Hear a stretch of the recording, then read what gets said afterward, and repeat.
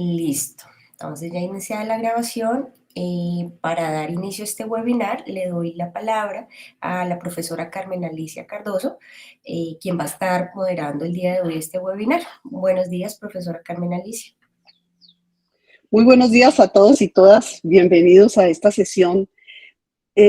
Un espacio para pensar realmente es esta sesión. Un espacio para que entre todos nos encontremos, reflexionemos, analicemos.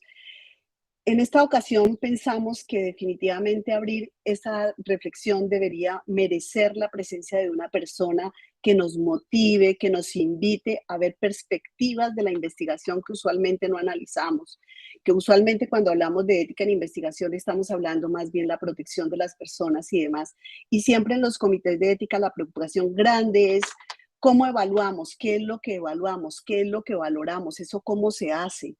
Hemos tratado de hacer desde diferentes ejercicios para mirar la gente cómo mira realmente el valor y la evaluación en investigación, y creo que es un reto que todos tenemos. Por eso hemos invitado en el día de hoy al profesor Mauricio Gómez Villegas, quien es profesor de la Universidad Nacional y una persona que realmente ha dado unos aportes extraordinarios al conocimiento en sus reflexiones, en su análisis de lo que ha hecho, gracias a que tiene un doctorado en contabilidad de la Universidad de Valencia, tiene un magíster en contabilidad, tiene una formación también en auditoría y control de gestión, magíster en administración, es contador público y profesor investigador de la Escuela de Administración y Contaduría de la universidad, y ha venido trabajando en transparencia y rendición de cuentas, responsabilidad social empresarial, contabilidad social y ambiental. Es decir, son temas que usualmente nosotros no miramos y que realmente en el día de hoy vamos a disfrutar profundamente con esta reflexión que nos va a hacer el profesor Gómez, frente a la cual nosotros esperamos que ustedes hagan sus aportes, sus preguntas, sus argumentos, contraargumentos, porque de eso se trata estos encuentros, de que dialoguemos, deliberemos. Profesor Gómez, muchísimas gracias por haber aceptado participar en este evento. Nosotros sabemos de sus múltiples ocupaciones y sé que nos dedicó este espacio con mucha especialidad, además con mucho cariño. Bienvenido y lo escuchamos. Adelante, profesor.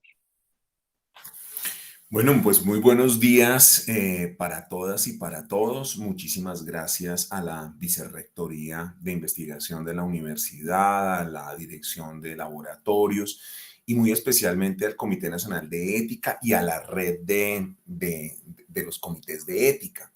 Quiero agradecer también muy especialmente a la profesora Carmen Alicia, porque la profesora Carmen Alicia ha sido, digamos, que ha tenido a bien invitarme, intentar impulsar mi participación en distintos escenarios, sobre todo en esta reflexión ética. Entonces, muchísimas gracias a ustedes por sacar el tiempo, muchísimas gracias a quienes están aquí, que sé mayoritariamente pertenecen a los comités de ética de las distintas áreas de la universidad. Voy a compartir mi pantalla y les pido, porque yo voy a quedarme entonces sin imagen de ustedes, si están viendo las diapositivas. Se ve Si alguien me da perfecto, se ve perfecto. Perfecto. Bueno, muchísimas gracias. Bueno, les decía que la profesora Carmen Alicia Cardoso me invitó a compartir con ustedes esta reflexión que se deriva de la reflexión que en los pasados diálogos de ética desarrollados por el Ministerio de Ciencias, Tecnología e Innovación, pues me pidieron que hiciese. Entonces, esta charla está fundamentalmente basada en esa conferencia que dicté en el Ministerio de Ciencia y Tecnología. La hemos titulado Entre la evaluación y la valoración, perspectivas éticas y económicas de la investigación académica, porque claro, las categorías evaluar y valorar tienen ciertas connotaciones de similitud. La evaluación implica mayoritariamente, desde el punto de vista dominante, evaluar las condiciones técnicas de un proceso de investigación, evaluar las características y las implicaciones, digamos, éticas de ese mismo proceso, pero en el contexto estructural, la investigación académica cada vez más es una actividad que impacta y tiene valor económico. Y la relación entre la perspectiva de la evaluación de la investigación y su implicación económica transforma, modifica, tiene implicaciones axiológicas. Entonces, dado que los comités y dado que en el país y en general en muchas partes del mundo estamos muy preocupados por algunos comportamientos que representan malas conductas éticas en términos de la investigación, del conocimiento científico, no podemos perder de vista esta interacción entre la investigación científica, su dinámica económica y la forma como hoy se evalúa y valora la investigación que cuenta, la buena investigación y la investigación ética. Ese es el contexto y esa es la explicación de por qué le hemos dado esta denominación, digámoslo así, a la charla. Voy a tratar 4 temas y a dejar un espacio para que dialoguemos, para que hablemos. Voy a buscar por nada del mundo demorarme 1 hora. Voy a intentar hablar 50 minutos o si por mucho 1 hora, para que luego podamos conversar un poco. Tenemos un espacio de 2 horas, entonces espero que en el diálogo podamos reflexionar juntos. Primero, voy a manifestarles mi posicionamiento filosófico y epistémico, porque como vamos a hablar un problema de ética, entonces necesitamos tener claridad desde la posición epistémica, desde la que hablamos, y desde la posición axiológica y filosófica. En segundo lugar, quiero que pensemos y reflexionemos juntos sobre la estructura de la investigación en la sociedad y la economía del conocimiento. Esto va a ser crucial porque la transformación de la sociedad en una sociedad del conocimiento y la dominancia de la visión económica que hace de este conocimiento un bien guiado por el capitalismo, desde la lógica de la estructura económica del capitalismo, pues va a tener ciertas implicaciones éticas, ¿no? Y entonces no podemos perder de vista la estructura en la cual se inscribe la investigación hoy. Pero luego, como la ética es esa interacción entre los seres humanos y los otros, vamos a tener que hablar un poquito del comportamiento que se da en la dinámica de la investigación académica hoy, en el marco de esa estructura. ¿Con qué fin? Con el fin de repensar un poco los desafíos éticos. Entonces, claro, pensamos que tenemos que enfrentar que no haya plagio, tenemos que enfrentar que no se inventen los datos, tenemos que enfrentar que no, para la presión de publicar, se pase por encima de los derechos de las personas o de otros seres vivos o incluso de la naturaleza. Entonces, estos desafíos éticos no pueden pensarse por fuera de una comprensión del contexto. Y por ello, ya les voy revelando mi posicionamiento filosófico y epistémico. Yo les voy a invitar a que repensemos esos desafíos éticos que enfrentamos hoy en la investigación desde la economía política, pero también he traído algunos referentes de trabajos de campo sobre la ética en investigación que se están haciendo muy recientemente este año, el año pasado en el mundo, para que reflexionemos sobre ellos. Y finalmente, pues el diálogo. Entonces, esta es como la agenda que tengo propuesta para que conversemos hoy. Entonces, empecemos con la ubicación filosófica y epistémica. Ustedes siempre van a ver en mis presentaciones, como son 4 los temas principales de la conversación, previos a la conversación, y luego el quinto en la conversación, siempre van a ver aquí una ceñita para que se ubique. Entonces, primero, mi posicionamiento filosófico y epistémico. Cuando hablamos de estos problemas éticos y de la dinámica de la investigación, conviene que tengamos una posición sobre qué entendemos por economía y qué entendemos por ética.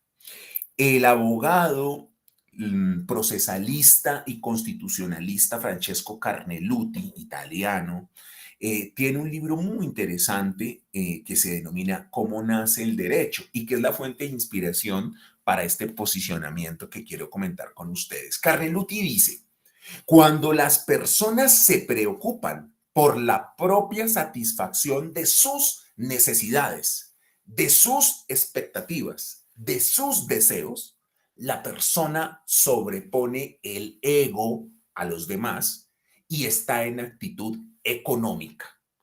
El comportamiento económico, según Carneluti, es el comportamiento que busca la satisfacción de las propias necesidades, de los propios deseos, de las propias expectativas, y cada categoría de estas es distinta.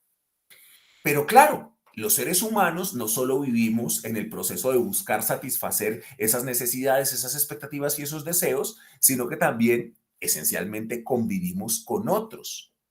Cuando los seres humanos ponemos en situación al otro y nos preocupamos porque el otro no sufra malos impactos, porque al otro no se le hagan cosas que no desearíamos se nos hagan a nosotros. Cuando el comportamiento humano se preocupa por los otros, ese comportamiento estaría en el dominio de la ética. Entonces Carneluti dice, claro, lo que pasa es que en un mundo de recursos limitados y que escasean, no siempre nuestros comportamientos ponen en primer lugar a los otros, sino que casi siempre nos ponemos a nosotros mismos en primer lugar en el mundo del ego. Por esa razón, la necesidad y la dinámica social para vivir juntos llevó a que surgiera el derecho. El derecho como el conjunto de valores, de principios, de marcos institucionales formales e informales, porque no todo el derecho proviene de una autoridad formal, sino que los particulares también van llegando a acuerdos, a consensos, y claro, y con la evolución de estos acuerdos y consensos, pues llegamos a la estructuración del derecho como acuerdo macro, si nos paramos desde una perspectiva, digámoslo así, contractualista, ¿no? Rusoniana, uno podría decir, bueno, el derecho es ese marco para convivir, ese marco que establece hasta dónde van mis posibilidades de que mi ego se sobreponga a los otros y cuándo hay que resguardar las necesidades, los intereses de los otros. Carneluti también diría, la interacción entre las instituciones formales e informales que construimos y la vida con los otros, todo este campo es el campo de la filosofía política, que es el estudio de quién nos gobierna, cómo vivimos juntos, cuál es la mejor forma de organización social, etcétera. Y el estudio de las interacciones entre estos acuerdos sociales, estos acuerdos formales e informales y la satisfacción de las necesidades individuales sería el espacio de la economía política. Y la economía política es la discusión por cómo la riqueza que se crea se distribuye y cómo accedemos a estas fuentes de riqueza. La unión de la economía política y de la filosofía política para Carneluti sería el ámbito de la política. Entonces, claro, la interacción entre nuestras propias, la satisfacción de nuestras necesidades, la convivencia con otros, siempre está mediado por el ámbito del derecho y la política. Este marco es vital porque cuando hablamos hoy de investigación y de muchos de los conflictos y problemas que estamos teniendo en ética en investigación, están mediados por estos elementos. No solo es un asunto ético, es también un asunto de derecho, de acuerdos, es también un asunto de política y es sin duda un asunto de economía. Yo no me voy a concentrar solo en los asuntos del derecho ni de la política, pero sí voy a adoptar una perspectiva desde la economía política para hablar de los conflictos y de las dinámicas y causas estructurales de los posibles conflictos y tensiones éticas que estamos teniendo en la investigación académica hoy. Así que ese es el posicionamiento filosófico y epistémico de lo que resta de mi charla. Segundo punto. Para ubicar esta dinámica de conflictos, esta dinámica de transformación de la investigación académica, tenemos que entender la estructura en la cual hoy se desarrolla la investigación académica en el mundo. Y esa estructura es la sociedad y la economía del conocimiento. Peter Drucker, quien fue un importante intelectual del mundo organizacional, académico de la administración y demás, fue el primero en acuñar el término sociedad del conocimiento. Posteriormente, Daniel Dale, Bob Jessop y otros vendrían a darle más carne y más sentido al concepto. Y este concepto de sociedad del conocimiento viene a mostrar una transformación social una dinámica de cambio en las relaciones sociales capitalistas entre finales de los años 60 y los años 70, que dada la revolución de las tecnologías de la información y las comunicaciones, comenzó a transformar el proceso y la dinámica del capitalismo avanzado. De los años 70 para acá hemos asistido a una desregulación de los mercados de valores, a una dinámica gracias a estas innovaciones tecnológicas de integración, de globalización, de desmonte de procesos de regulación. Han habido unas ideas en economía que han señalado que los mercados deberían integrarse y dejarse a la autorregulación de las interacciones económicas y precisamente del propio ego de los individuos, y pues este cambio ha generado una dinámica de sociedad postindustrial. Esta sociedad postindustrial significa que de los países industrializados, los procesos de producción de manufactura fueron tercerizados, llevados a Asia, llevados a América Latina, a África, en dinámicas de tercerización, y que las sociedades avanzadas, entendiendo por sociedades avanzadas aquellas que habían tenido una dinámica de desarrollo socioeconómico en sus territorios muy sólida y unos procesos de avance de sus capacidades productivas, en esas sociedades, pues la gran masa de trabajadores se dedicó a actividades de servicios porque el traslado de la producción a las periferias, por decirlo de alguna manera, pues llevó a que se reconvirtiera la dinámica de las relaciones sociolaborales en los contextos de estos países. Y entonces en ese sentido es donde se viene a señalar que la dinámica en los países centrales es una dinámica donde ya no se produce en términos de la manufactura y la transformación socioindustrial, sino que se prestan servicios y muchos servicios basados en el conocimiento, y el conocimiento entendido como el proceso social de certificación y titulación universitaria que llevaba a una distinción del trabajo y que implicó una transformación en las relaciones sociales de valoración del trabajo que cuenta y por tanto de distribución del valor. Por supuesto, en las sociedades industriales seguían consumiendo productos, mercancías, siguen consumiendo en volúmenes muy altos mercancías y cosas manufacturadas en otras partes del mundo, pero la narrativa de la sociedad del conocimiento lleva a una desvalorización del trabajo manufacturero, de los recursos naturales, de las materias primas, y a una valorización de la actividad de servicios y de todas las actividades conexas con la producción digámoslo así, de conocimiento. Claro, en este contexto hay tensiones muy fuertes que nos llevan a diferenciar el concepto de información y conocimiento, porque estos conceptos hay que diferenciarlos. En la sociedad cada vez más perdemos de vista esta diferencia. Por ejemplo, en educación actualmente y después de la pandemia, cada vez más confundíamos conocimiento con información. En muchas instituciones decían, bueno, en la pandemia hicimos el gran cambio, eso es disponer todas las clases en medios virtuales y es montarlo todo en YouTube y utilizar, y confundimos que el conocimiento no es simplemente transmitir datos, ni siquiera transmitir datos que tengan sentido para los usuarios, que sería el proceso de construir información, sino que el conocimiento es una transformación de las maneras de ver y de interactuar para darle sentido al mundo, y que eso no se consigue simplemente con disponer en YouTube unas clases, ¿no? O como los MOOC u otras cosas como estas. Entonces, en esta sociedad del conocimiento comenzamos a ver unas asimetrías estructurales brutales por la manera como socialmente se separan las relaciones de producción, cómo se focalizan ciertas maneras de producción,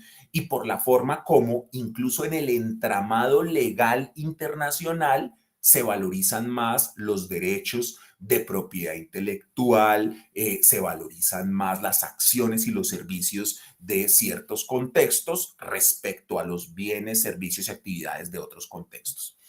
Y claro, comienzan los problemas más fuertes aquí y más paradójicos de la sociedad del conocimiento.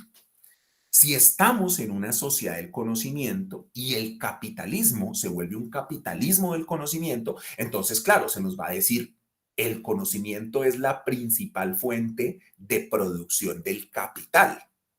Pero el capitalismo es la sociedad que se estructura por medio de relaciones en las cuales los propietarios de los medios de producción se apropian del excedente social para incrementar el capital.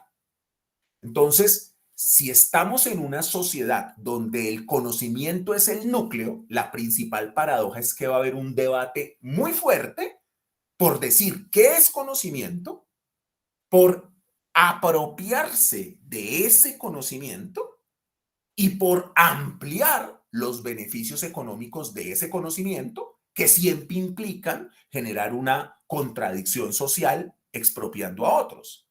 Y en el capitalismo del conocimiento, la condición más compleja es que el conocimiento es una construcción social.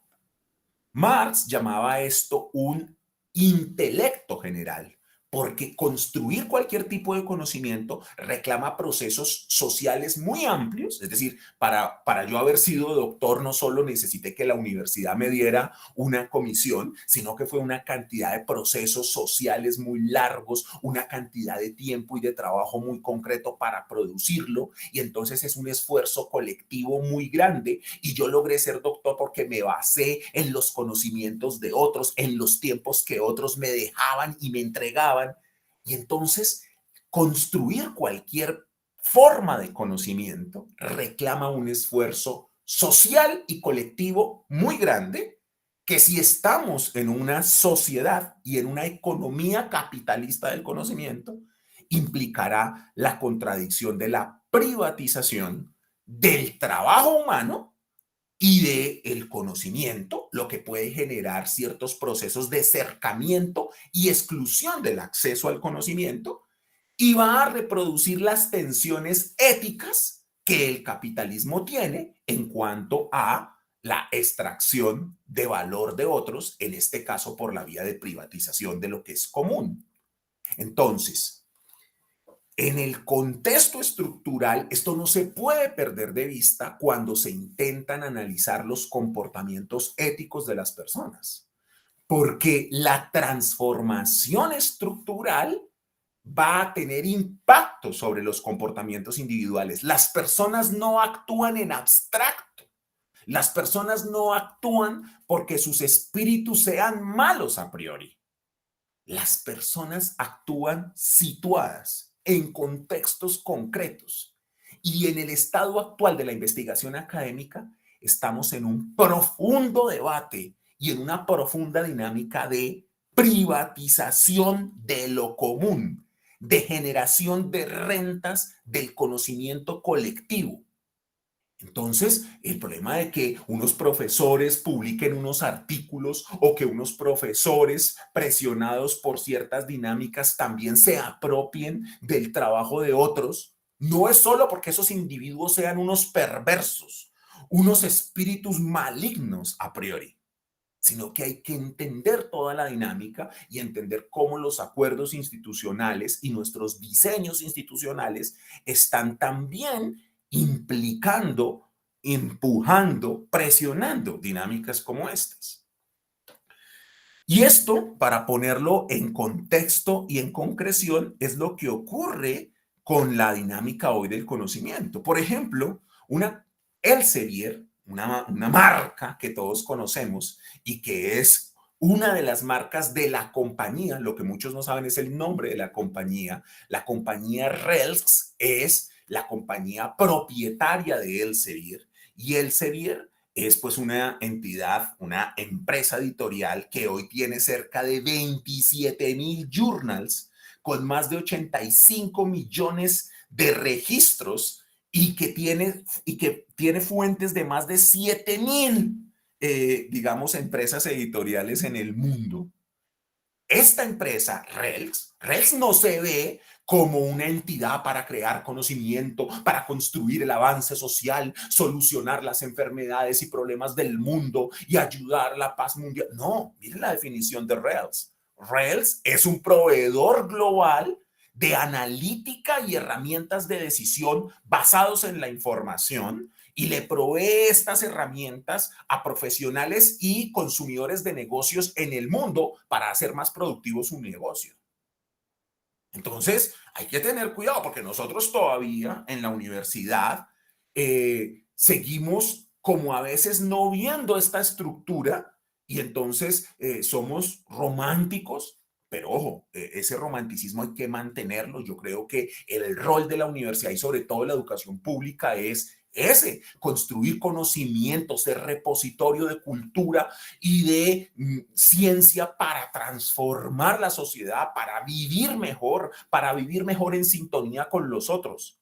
Pero cuando la dinámica estructural, como va a ocurrir con el nuevo modelo, por ejemplo, de valoración de las revistas de Colciencias, y está diciendo, no, el único conocimiento que cuenta es el que termine en estas bases, en la base de Elsevier, como si Elsevier fuera una actividad organizada, cifrada simplemente en científicos buscando soluciones de problemas, cuando este es el propósito de Elsevier. Y no es sino ver los estados financieros y los informes de Elsevier y de la compañía Rails. Como soy contador, pues aquí les traigo los datos de los informes.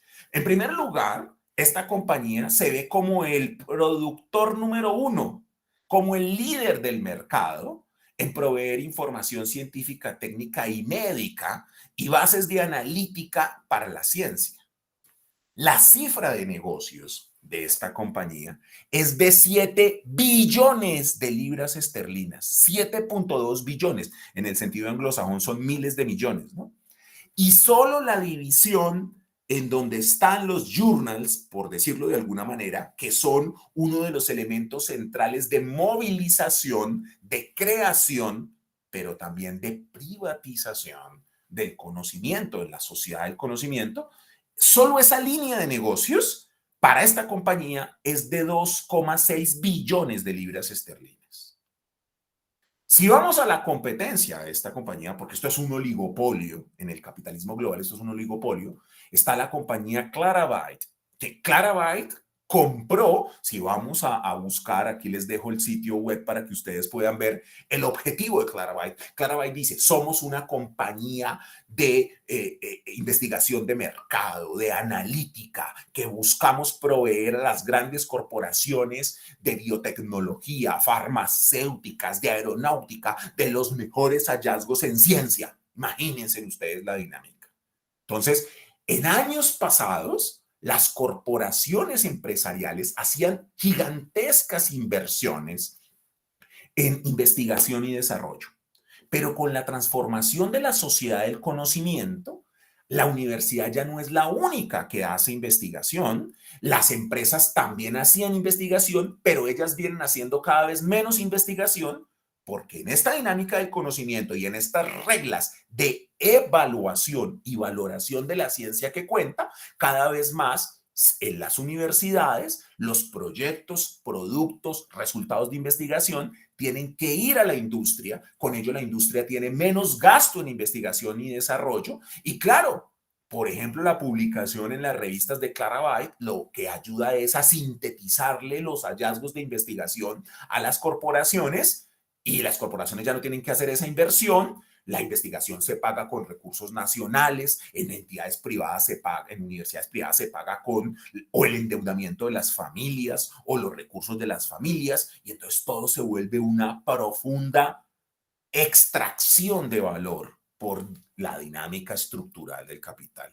Clarivate, que administra la Web of Science, ProQuest, adquirió, por ejemplo, al Instituto de Investigación Científica y Tecnológica que había fundado Eugene Garfield, quien creó el factor de impacto. Y entonces, claro, el factor de impacto se nos presenta como una métrica neutra, pero ese factor de impacto tiene unas implicaciones profundas en las dinámicas sociales de valoración y en la forma como se construye valor de la investigación. Si cogemos los informes financieros de Clarivate comparados entre el 2020 y el 2021, pues yo quiero solo mostrarles dos elementos. En el año 2020, Clarivate tenía dentro de los intangibles 7, esto está en miles de millones, en miles de dólares, entonces por tanto estos son 7 billones de dólares 7.3 billones de dólares valían sus intangibles y al 2021 subieron en 3 billones. Aquí en la parte de abajo pueden ustedes ver la variación de la cifra de negocios, los ingresos de Clarabyte. Claro, en plena pandemia, eso los profesores estábamos concentrados en las casas produciendo papers, produciendo artículos. Y claro, cuando uno como profesor va a publicar en una revista Q1, Q2 de las de Clarabyte, ¿no es cierto? Entonces, inmediatamente le dicen, ¿usted tiene plata para que me pague 3.000, 4.000, hasta 5.000 dólares para dejar abierta, en ciencia abierta y público el hallazgo?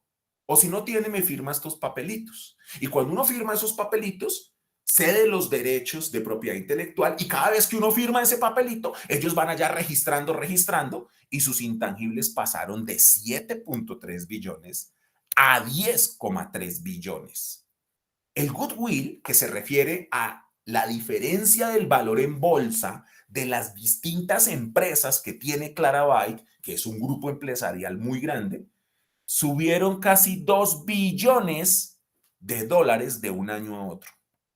De un año a otro, Clarabyte pasó de tener 14.8 aproximadamente billones de dólares a tener 20 billones de dólares. O sea que no podemos perder de vista esta dinámica estructural del capitalismo, porque a veces entramos en unas discusiones que no tienen en cuenta este contexto. No es para señalar que no existan comportamientos individuos de los individuos. Hay comportamientos malsanos de los individuos, pero hay que entender cuáles son los factores estructurales, porque no se soluciona simplemente sacando una resolución, sacando un acuerdo, sacando una ley que diga, oiga, compórtese bien. No, si las leyes y las normas, los acuerdos, no reconocen los contextos socioinstitucionales, pues los acuerdos no se cumplen, las normas no se cumplen. Muy bien.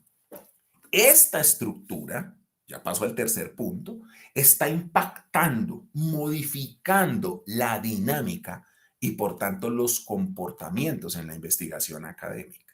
Entonces, esa estructura, en primer lugar, ha impulsado a profundizar unas crisis en la universidad, en el mundo y en Latinoamérica mucho más, porque la universidad latinoamericana ha sido una universidad muy, digamos, con debilidades estructurales muy grandes por muchas razones, incluso las más grandes universidades latinoamericanas que cuando se meten en los rankings se comparan con otras, están en el puesto 150 y tal, pues es que no tienen los mismos recursos, las mismas capacidades, las mismas trayectorias. Entonces es muy difícil compararlas así. Esa es la primer trampa de los instrumentos de medida, la idea de que porque los medimos son comparables. No, que una cosa y dos cosas se puedan medir no significa que sean comparables. Es que pues terminamos midiendo cosas que son distintas, digamos.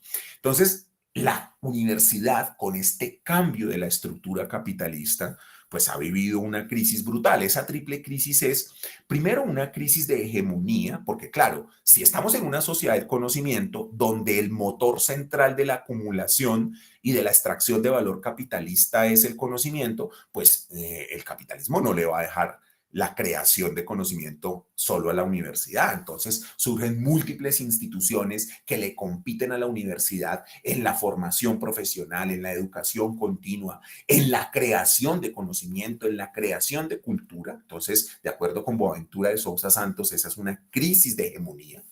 Pero luego también viene una crisis de legitimidad. Se comienza a poner en tela de juicio el conocimiento legítimo de la universidad. Y entonces ahora compañías de consultoría hacen informes que ponen en tensión los informes de la universidad, por ejemplo, cuando discutimos ética de la extensión, para hablar, por ejemplo, de la consultoría.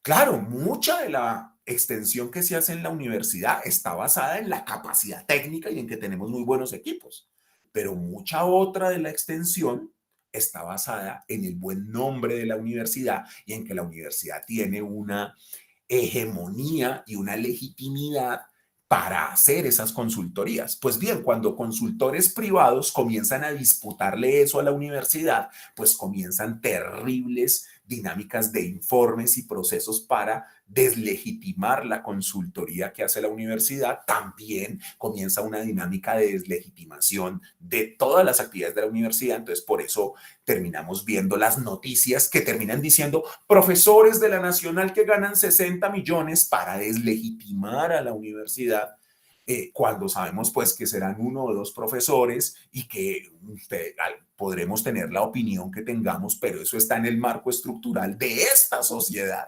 ¿Estamos? Entonces, dése cuenta la atención. Nadie sale a decir cómo es posible que paguemos las millonadas que pagamos y la extracción de valor que le pagamos a los oligopolios de publicación, pero todos salimos a decir el profesor que se gana 60 millones. Yo que no estoy con esto justificando ni ese salario, ni el comportamiento que en ocasiones puede ser rentista para construir esto. Lo que quiero es que entendamos cuáles son las condiciones macroestructurales y dinámicas que llevan a esto.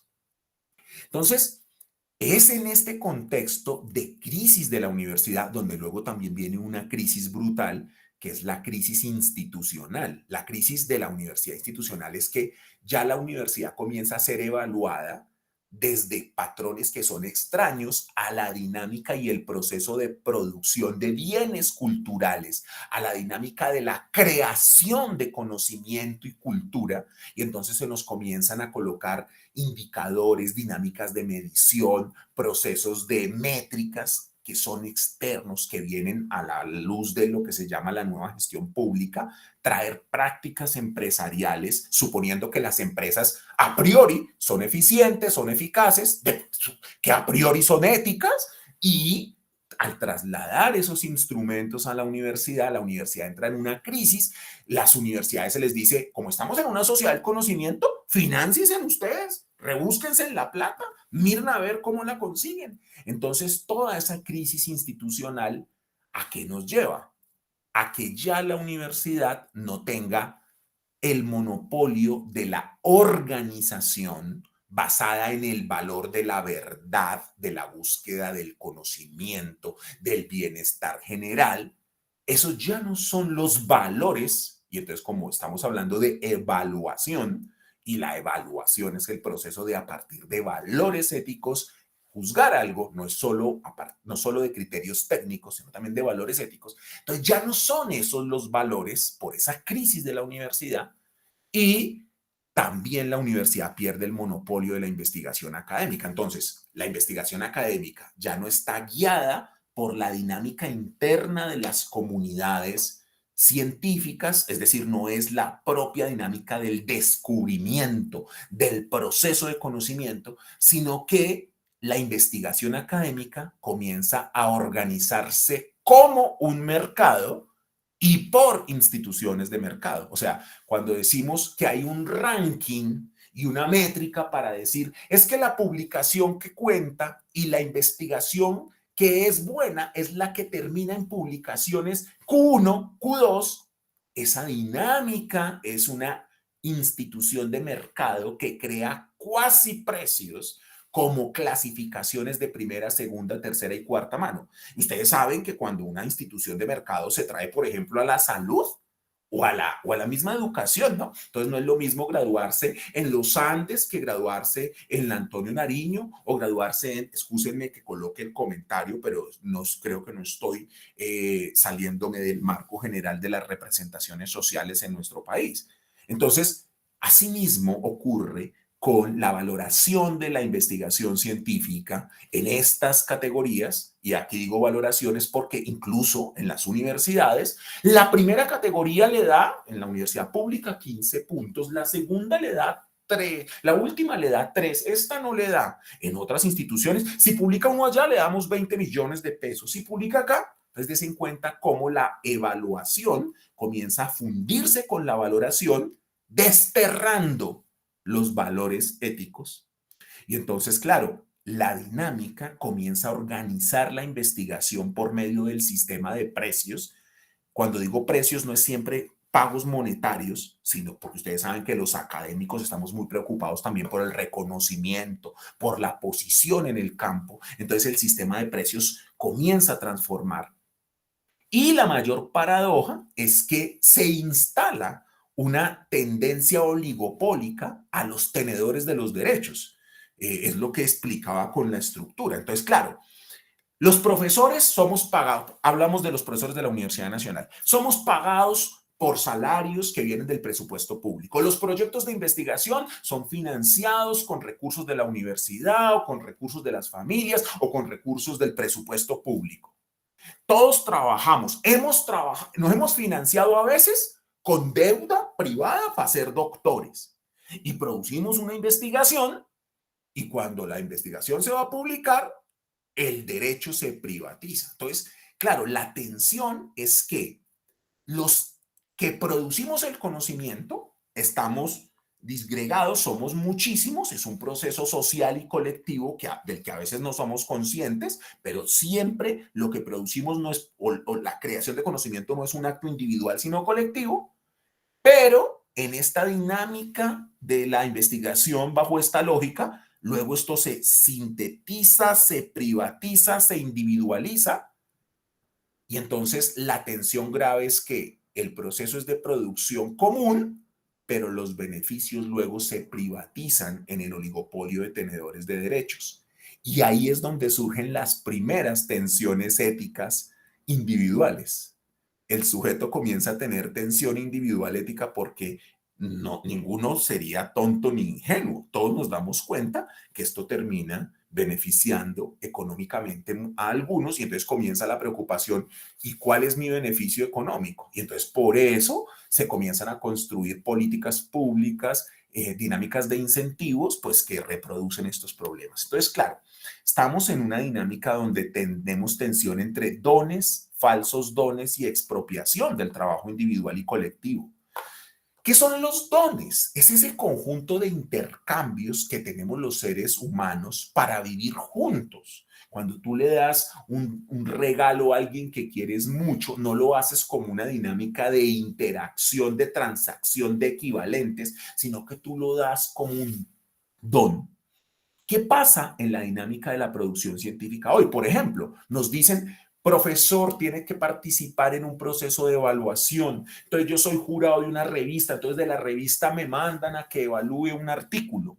Entonces, se supone que si estoy en una dinámica de dones en la comunidad científica, como eran los valores dominantes del siglo XIX, de inicios del siglo XX, yo evalúo el artículo para dar lo mejor de mí, buscando los valores de verdad, conocimiento, etcétera, pero en una dinámica industrial y en una dinámica productiva mercantil como en la que está hoy el conocimiento, entonces claro, esto cambia la interacción de las personas ya de pronto no valoran y no hacen la evaluación de un trabajo de otro con los mismos criterios, sino ¿y qué me van a dar? O sí, o la valoro bien si me citan a mí, o la valoro bien, o que, a ver qué saco de esa investigación para una idea nueva. Entonces, todo este contexto va transformando esta dinámica de los bienes colectivos, de los bienes comunes que son prototípicos del conocimiento.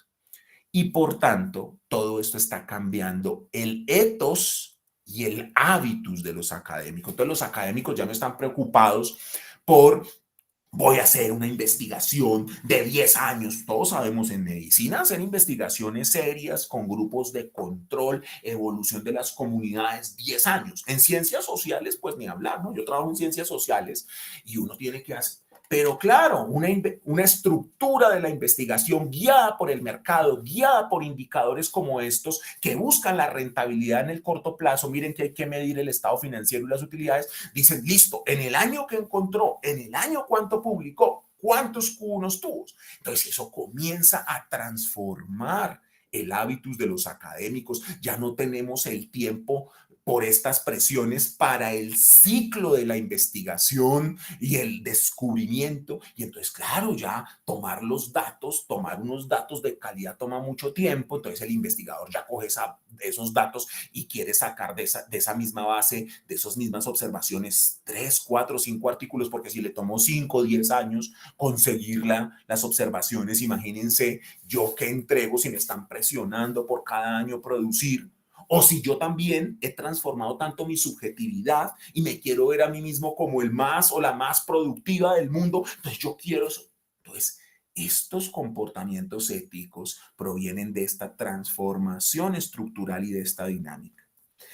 Y claro, derivado de la crisis institucional de la universidad y de esta dinámica que es importante, ¿no? Lo que pasa es que la sociedad occidental es una sociedad que cree que lo real es lo que está escrito y lo que tiene métricas. Esto se llama el gramatocentrismo, como lo explicó Jacques Derrida. Entonces el gramatocentrismo es lo que es verdad, lo que está escrito. De ahí la idea en ciencia de que hay que revisar la literatura, ¿listo? Y la idea de que lo que no se pueda medir, no se puede gestionar e incluso no existe, ¿no? Y medir cualquier cosa siempre tiene complejidad. Yo vengo de una disciplina cuyo núcleo central es medir. Y entonces el problema es que sabemos que cuando medimos algo, oscurecemos otras dimensiones de lo que medimos. Entonces estamos en un contexto donde estamos llenos de métricas, ¿no? Entonces, rankings, métricas del Q1, el Q2, si es en JCR, si es en Scopus, si tenemos la presión de Shimago y todos háganle el seguimiento. Y como decía el profe Yuriyak Gómez de nuestra universidad de sociología, entonces ahora tenemos unas métricas de las que abusamos, pero aparte nos vamos inventando unas métricas que son abusivas. Y el problema de estas métricas es que cuando creemos que se puede impulsar y administrar el proceso de creación de conocimiento como si fuera una dinámica fabril, entonces cambiamos las políticas públicas por métricas y programación de corto plazo. Y esto es muy importante, ojo.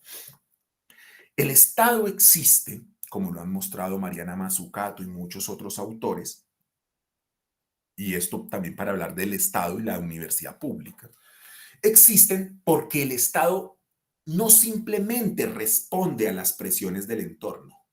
El Estado y el sector público como manifestación concreta del Estado tiene la capacidad de transformar el entorno. Entonces, la universidad pública existe para transformar el entorno, no simplemente para ajustarse estratégicamente al entorno en el corto plazo. Pero si políticas que implementamos son políticas que solo son hechos desde la lógica, por ejemplo, empresarial privada de ajustarse al corto plazo, la empresa privada se tiene que ajustar al corto plazo o si no desaparece. El Estado tiene que transformar las condiciones materiales para que en el largo plazo la sociedad conviva y esté mejor. Entonces, hay que tener mucho cuidado con esto porque muchas de las políticas que hemos incorporado en la universidad sin hacer o sin tener, claro, no teníamos tampoco por qué tener completamente clara la película, porque el problema en ciencias sociales es que somos actores y estamos observando una realidad que está cambiando en el momento y es muy difícil tenerla clara, pero ya cuando tenemos buenas evidencias, buenos diagnósticos, tenemos que evaluar bien qué políticas que estamos implementando no son políticas públicas para la creación de conocimiento de largo plazo, para la formación de ciudadanía y claro, para la formación de ciudadanos que sean profesionales ejemplares, sino que estamos implementando toda una dinámica que pone en tensión el propio objetivo. Y estas métricas están generando una tiranía de las métricas, como lo dice el profesor Müller en un libro bellísimo que se llama así, Tiranía de las Métricas. Y que, ojo con esto, no significa que no tengamos que medir, que no tengamos que tener medidas, pero es que tenemos que tener, uno, las medidas que en realidad logren captar la complejidad de lo que queremos captar. Las medidas pocas que nos ayuden a darnos cuenta de qué estamos haciendo, pero no esta exacerbación de medidas que burocratizan y transforman la estructura y esencia de lo que estamos haciendo. Y miren ustedes cómo esta estructura modifica las dinámicas y la subjetividad de las personas. Como estas son empresas de analítica de datos, ¿no? Porque lo que ellos hacen es capturar toda la investigación, capturar los autores. Miren el correo que recibí. Yo imagino que muchos, si aquí hay profes, pues muchos lo han recibido. Este me lo manda Elsevier, me lo mandó el 17 de julio. Me decía, profesor Mauricio Gómez, profesor Gómez Villegas.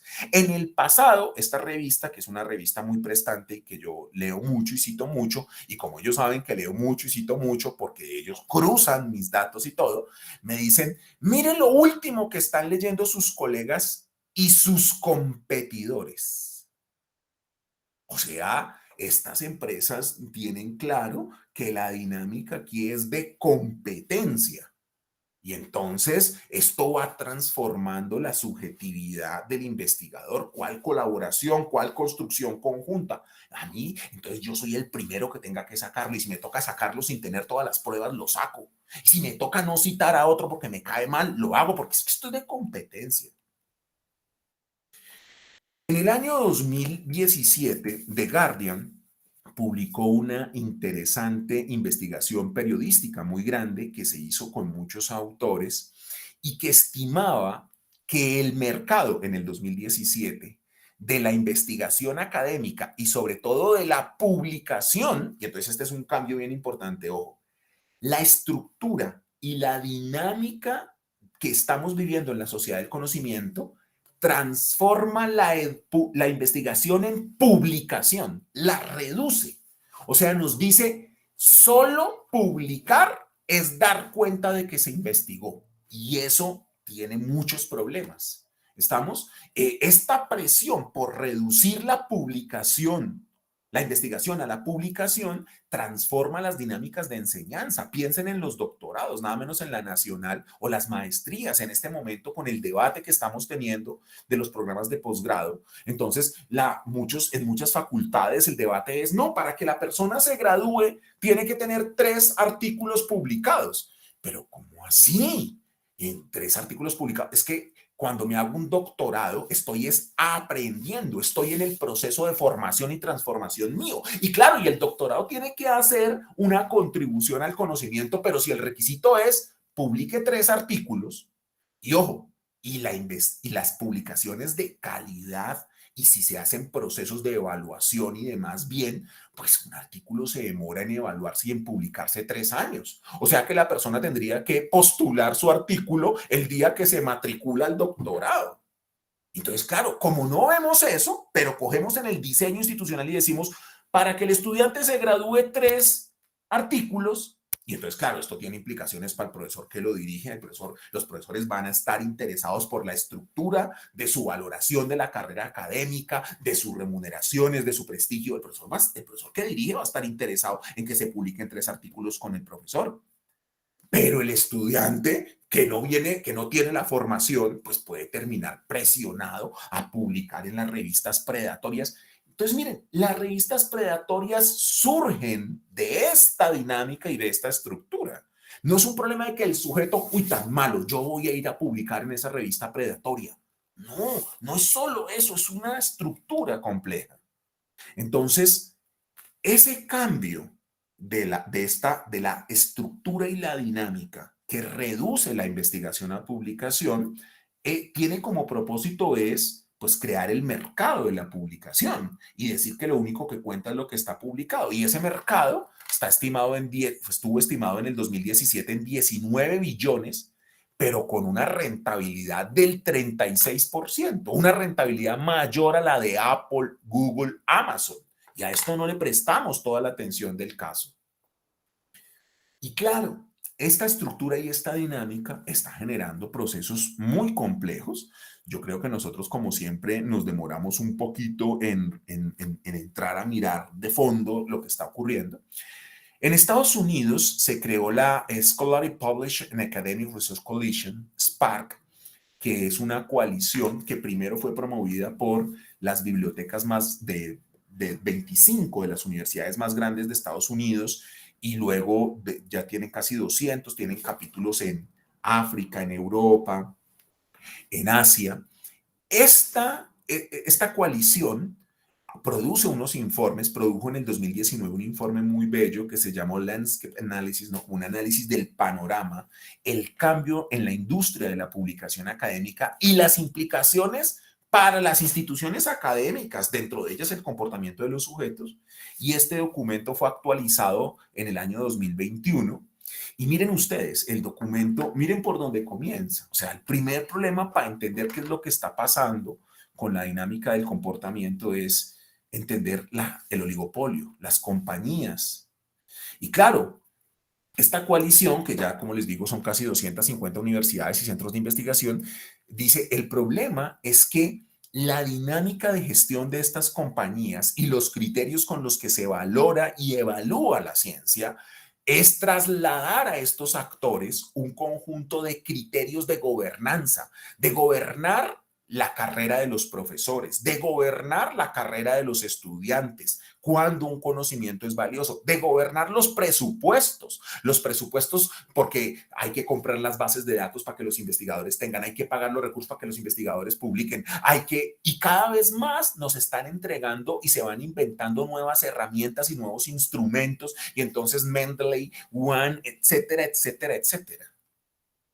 Y claro, en esta dinámica, lo que manda es la idea. Antes nos decían, la esencia es que publique en esas revistas, pero como el capitalismo académico es tan dinámico, entonces la cuestión ahora es, no basta con que usted publique, sino que tiene que ser citado. Entonces, cuando uno mira la dinámica de la citación en el mundo, pues miren, los textos citables en el mundo son aproximadamente, solo en la base de Scopus, que es la que mide Shimago, casi 4.2 millones de documentos pueden citarse, pero las citas no alcanzan a ser 2.300.000. Y si uno mira Latinoamérica, las cifras de publicaciones de Latinoamérica solo está en esta base, es de cerca de 210.000 papers, pero la citación no alcanza a ser sino 120.000. Entonces, claro, este es un proceso esta es una dinámica contraproductiva.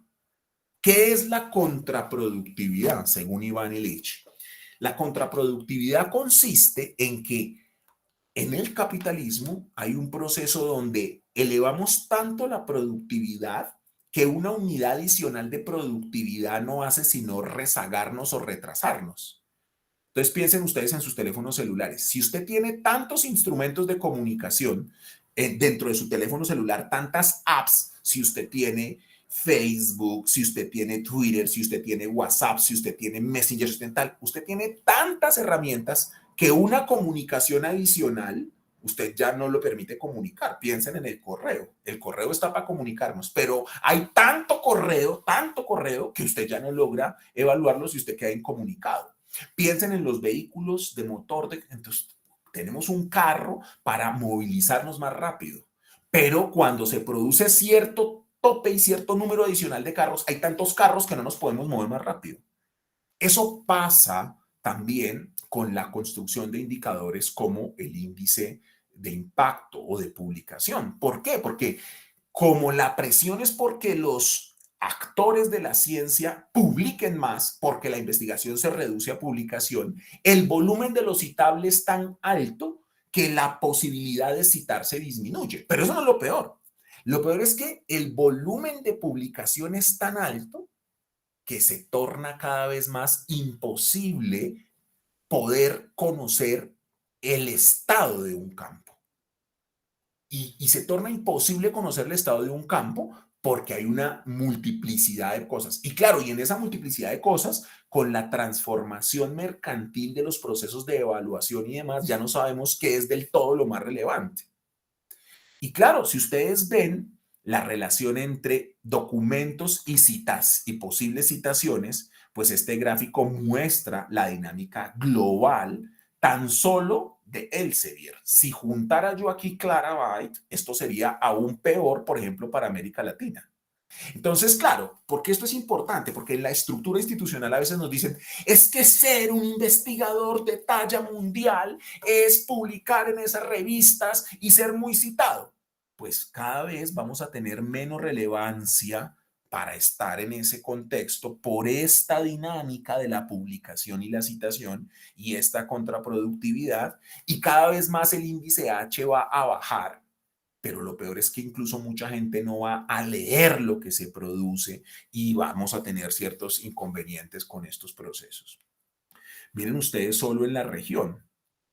Claro, y luego hay que ver también los recursos que se invierten y la dinámica que se dispone para esto, porque se vuelve un mercado donde ciertos actores captan todo. Pues Brasil es el más grande, Colombia está por aquí en la relación entre el índice H en la región, ¿no? Y claro, como estamos en el capitalismo académico, estas se las traigo, esta está fresquitica, esta es la última publicidad que me llegó de Clarabyte el 22 de noviembre. Entonces llegan y ellos ya están conscientes de todo esto, ¿no? Ojo que está muy difícil administrar las citas y manejar todos los documentos, porque es que con el volumen de documentos que hay, usted ya no alcanza a referenciar todo. Pero no se preocupe que le tenemos el nuevo ajuste a Let Not que le va a permitir ahorrar hasta 190, que han permitido ahorrar hasta 195,000 horas. Miren ustedes cómo nos lo venden, ¿no? Entonces dice, acelere su investigación porque le vamos a ayudar a identificar quién es el que está investigando y qué pedazo de qué cita, de qué texto es el que usted tiene que meter en su tema con que me dé las palabras clave, porque esto es analítica de datos, ¿no? Y miren cómo esto cambia la subjetividad. Miren el mensaje que tiene aquí del profesor Jawan Bennett. Dice, mis niveles de productividad literalmente se dispararon usando esto. O sea, la preocupación no es el conocimiento, no es el conocimiento científico, la realidad, la verdad, en fin. Bueno, muy bien. Y este es el último tema sobre el que me voy muy rápido. Está completamente disparada la preocupación en el mundo por esto. Ahí tenemos que ser muy, muy cuidadosos porque si no entendemos, cuando digo por esto me refiero a las malas conductas en investigación académica y en general en actividad académica, ¿no? Pero concentrándonos en investigación, este problema de las malas conductas está disparado y si no miramos el contexto, terminamos pensando que esto es un problema solo del comportamiento individual o actitudinal. Entonces, publicaciones de revistas que tienen una tradición como Research Ethics, publicar o ser ético, imagínense en ese título, la presión por publicar y las malas conductas científicas en investigación. La integridad en investigación, ambiente, experiencia o etos. Claro, hay gente que se vuelve, que tiene la experiencia, tiene el formatico y es métale allí. Este es muy interesante y me gusta mucho y este texto me pareció súper valioso. Un estudio fenomenográfico de las creencias de los científicos acerca de las causas de las malas conductas en investigación. Este trabajo es bien interesante por lo siguiente, hacer investigación para entender qué es lo que está pasando con las malas conductas en investigación no es una cuestión simplemente de ¿cuántos reclamos se hicieron en el comité de ética? ¿Cuánto llegó a los comités de resolución de conflictos? No, aquí hay que ir hasta abajo y entender, teniendo como base, por ejemplo, la fenomenología, que es una perspectiva filosófica y de la investigación cualitativa que nos ayuda a entender los fenómenos en su contexto. Es importante entender, bueno, qué es lo que está motivando y cómo los otros ven que se comportan sus colegas. Entonces, en este trabajo de Aidan Cairns y sus colegas, es muy interesante ver que cuando le preguntan a la gente si está teniendo malas conductas éticas, mayoritariamente el 5% dicen que sí y el 95% no. Pero cuando le preguntan a la gente, ¿conoce gente cercana que tenga malas conductas éticas? Más del 65% de gente dice que sí. Y cuando les preguntan, ¿sus compañeros tienen posibilidades de tener malas conductas éticas? Llegan y dicen, sí, claro, 80%. Entonces, cuando el sujeto entiende que en su entorno hay condiciones negativas y malas conductas, pero es incapaz de reconocer las propias, esto en investigación, en sociología, nos lleva, y en investigación estructural nos lleva, ética, nos lleva a pensar, ojo con la estructura. La estructura está haciendo algo mal. Seguramente han ustedes oído hablar de Hannah Arendt, la filósofa, digamos, alemana que siguió los juicios a los nazis, ¿no? Y escribió un libro muy famoso que se llama Eichmann en Jerusalén. A ella la mandaron a cubrir ese juicio y ella construyó un concepto que es la banalidad del mal. Concepto de la banalidad del mal se puede resumir, y excúsenme si hago una hipersimplificación, en el siguiente elemento. El sujeto cumple normas y marcos institucionales como los que han legalizado y estructurado toda esta forma de reducir la investigación a publicación y toda esta dinámica de incentivos que conducen las conductas de cierta manera, y el sujeto no es capaz de juzgar si lo que está haciendo es bueno o malo en un sentido ético, porque él o ella creen que al estar cumpliendo con las normas y con lo que está dentro de las normas, está comportándose bien. El problema de la ética no es un problema de simplemente cumplir con normas, sino de tener la capacidad de juzgar el impacto sobre los otros de mi propio comportamiento. Y entonces, esto es importantísimo para no perder de vista estos elementos. Pues muy bien. Entonces tenemos dos opciones hasta este punto. Si aceptamos, como nos lo propone la idea de la sociedad y la economía del conocimiento, que de lo que estamos hablando cuando hacemos investigación es de producir bienes privados, des en cuenta ya el nombre, producir, no hablamos de crear conocimiento o de formar personas, no, ya ahora hablamos es de productos, ¿no? A conseguir productos. Si aceptamos que se pueden reducir a productos o bienes privados, hay que tener cuidado, porque claro, la lógica de la producción privada es muy valiosa, es muy importante. El mercado y la producción privada es valiosa porque ayuda a ser eficiente en sentido asignativo, disminuye los costos, permite la masificación. Esto es lo que está pasando hoy con la investigación. Entonces, claro, es mucho más barato tener todo en las plataformas y en las bases. Muchos investigadores ya no tienen que irse a bibliotecas y desplazarse a archivos a otra parte del mundo, sino que todo lo tienen ahí. Esto también tiene problemas porque después no hacemos investigación contextual que mire la realidad, sino solo desde el escritorio. Pero digamos que eso reduce los costos, masifica, permite que uno acceda más fácil a cosas. Está bien. Y es valioso, ¿no? Eso es valioso para la sociedad. Ahora, pero esos beneficios también tienen los problemas de la producción privada y sobre todo los problemas éticos de la producción privada. Como lo señaló la profesora Carmen Alicia cuando me presentó, yo trabajo responsabilidad social empresarial y uno de los problemas es entender que las empresas son muy valiosas. En el capitalismo necesitamos empresas para producir, pero las empresas no solo, cuando producen, no solo consiguen el bien, sino que las empresas tienen externalidades negativas. Cuando la empresa produce muy barato, reduce la calidad de las cosas y eso genera más desechos, y para producir más, entonces consume más, pero hay más generación de desechos y más consumo de recursos. La externalidad es el impacto medioambiental. Pero que para producir más barato vamos a llevarlo a maquilas y lo vamos a llevar a Bangladesh para esa ropita que nos ponemos de Zara o de H&M, pues entonces viene un problema de derechos humanos, viene un problema brutal de explotación. Estamos regresando a condiciones de explotación porque en el capitalismo actual la precarización laboral es una cosa de pan de cada día.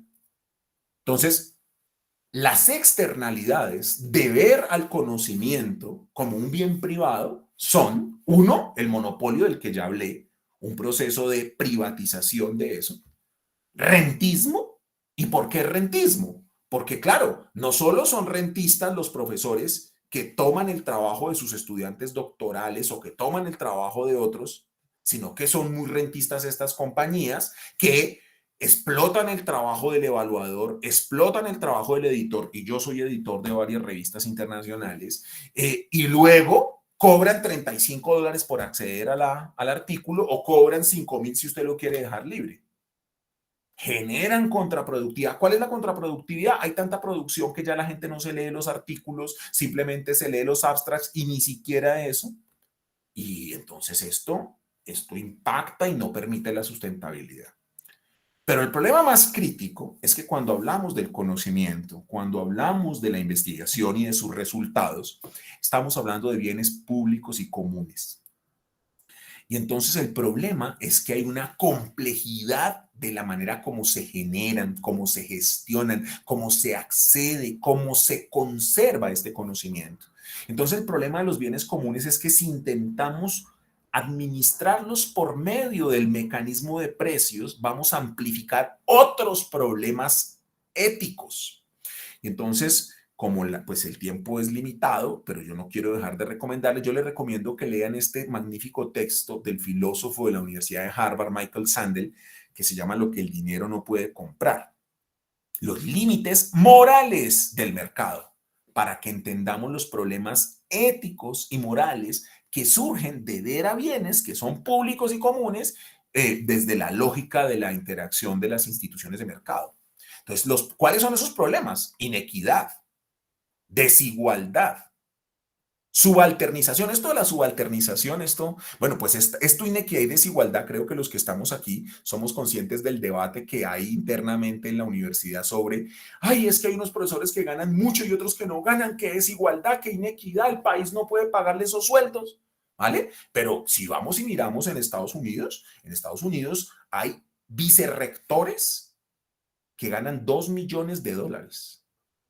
Hay profesores, y ojo, vicerrectores administrativos, financieros, vicerrectores financieros, no porque sean científicos o académicos que hayan ganado el premio Nobel. A los premios Nobel les pagan 500,000, 600,000 dólares, ¿no? Genera subalternización. Esto de la subalternización es brutal. Ustedes no se imaginan cómo es la cuestión de mirar a alguien hacia abajo y decirle, es que soy investigador senior. ¿No? Y entonces, ay, yo ni siquiera soy investigador, pero luego la cuestión de, es que yo publiqué en la revista no sé qué en inglés. Y claro, esto genera problemas de dominación. Aquí dominación del conocimiento, exclusión, injusticia, aculturización, posverdad y el más fuerte, colonialidad. Esto de la colonialidad, si nosotros terminamos diciendo que las estructuras de valoración y evaluación del conocimiento que producimos son solo la publicación en las revistas de estos oligopolios, nunca vamos a ser como ellos. Porque esta estructura de la valoración y evaluación de la ciencia no está hecha para solucionar problemas, sino para construir estructuras socioeconómicas, como lo he demostrado con los datos financieros que traje a colación. Y cierro con este magnífico comentario a este trabajo de Hans Raeder. Hans Raeder es profesor en la Universidad Libre de Ámsterdam. El texto es cómo, y me gusta mucho el título porque como me presentó la profesora Carmen Alicia, yo soy contador y me dedico al problema de rendición de cuentas y transparencia. Cómo ser o no ser responsable en investigación, o cómo rendir o no rendir cuentas en investigación. El caso del Código de Integridad de Holanda. En Holanda, pues muy preocupados, así como están en todo el mundo, por las malas prácticas, pues se emitió el año pasado el Código de Conducta de Integridad de la Investigación de Holanda. Y claro, lo que hace Hans Raeder es evaluar si ese código de verdad está reconociendo los problemas estructurales. El artículo que les estoy proponiendo que lo lean está en Accountability and Research, es de hace un par de meses. Y entonces, claro, lo primero que él llega y dice es, vea, ese código por ningún lado ve al conocimiento como un proceso de construcción de comunidad. Ese código ve al conocimiento como un producto individual, privado, sobre el que la gente tiene que tener unas responsabilidades individuales y que la lógica de generación de conocimiento es una lógica de producción económica y por tanto por ningún lado está el principio de comunitarismo y para eso él evoca los principios de la ciencia que por ejemplo Robert Merton, ese sociólogo de la ciencia, mostró eran vitales: universalismo, comunitarismo, desinterés, escepticismo organizado. Y entonces lo que dice Rader es, por ningún lado ese código entiende esta construcción de conocimiento como un proceso comunitario. Dos, y este es el que, sobre el que quiero llamar más la atención, el código reduce la ética profesional a un asunto de integridad personal. No podemos reducir los malos comportamientos que hay hoy en investigación a que son sujetos malvados, perversos. No. Ojo, eso no significa desresponsabilizar a las personas. Las personas tenemos que ser responsables. Pero cuando estamos hablando de que vamos a hacer un diseño institucional de cómo construir caminos para ser más éticos, no reduzcamos esos comportamientos solo a un asunto de integridad del sujeto. Y por último, si esto es en Holanda, no me imagino lo que pueda pasar en nuestros contextos. Cada vez más, y este código de ética lo hace, hay un vacío de la relevancia social de la ciencia. Y esto es muy importante. Miren, si toda nuestra investigación toca publicarla en revistas internacionales como estas, ustedes y yo, que soy editor de dos revistas, de Public Money and Management y de Sustainability Accounting Management and Policy Journal, son revistas muy bien situadas y muy reconocidas en el campo, pero ustedes no saben lo complejo para que los evaluadores y para que el editor principal, por ejemplo, reconozca la importancia, por ejemplo, en ciencias sociales, de trabajos situados. Ellos llegan y dicen, ¿y qué le importa a la gente lo que pasa en el Valle del Cauca? ¿Y qué le importa al mundo lo que pasa en tal? Esperemos que eso cambie, porque cada vez más la idea de colonizarnos y tal está entrando, pero ustedes no se imaginan que muchos profes, para poder publicar en estas revistas, tienen que hacer, primero, adoptar problemas de investigación que estén de moda en las revistas y no que reconozcan los problemas contextuales. Segundo, tienen que justificar, a veces al absurdo, la importancia de lo que están investigando. Y tercero, tienen que reducir muchas veces la importancia de lo que están investigando a sus implicaciones económicas desde la lógica de la economía del conocimiento. Entonces, lo que dice Hans Rader es, cuidado, el problema central es que la ciencia tiene que tener un valor social para los contextos en los que se produce solucionando problemas y no solamente tener una visión económica desde la lógica de la economía del conocimiento. Bueno, creo que me extendí unos minutos más de los que anuncié originalmente, pero les ruego me excusen. Ya saben que muchas veces los ojos tienen más capacidad que el estómago. Les agradezco mucho sus preguntas. Profesor Gómez, muchísimas gracias por esa excelente y motivadora presentación de la cual surgen muchísimas preguntas. Creo que tendríamos que sentarnos nuevamente a pensar en cada una de las cosas que usted dijo, porque realmente son vitales, son muy importantes de analizar. Entonces, a partir de este momento tenemos 35 minutos para poder interactuar con el profesor Gómez. Entonces, yo le pido, por favor, a los participantes que quieran, a los asistentes que quieran participar, que levanten la mano. Y si son tan gentiles, cuando levanten la mano y cuando vayan a hacer su intervención, de presentarse brevemente diciendo de qué comité o de qué institución son, para que el profesor Gómez tenga claro de dónde viene. Entonces, adelante, a los participantes les doy el turno de la palabra.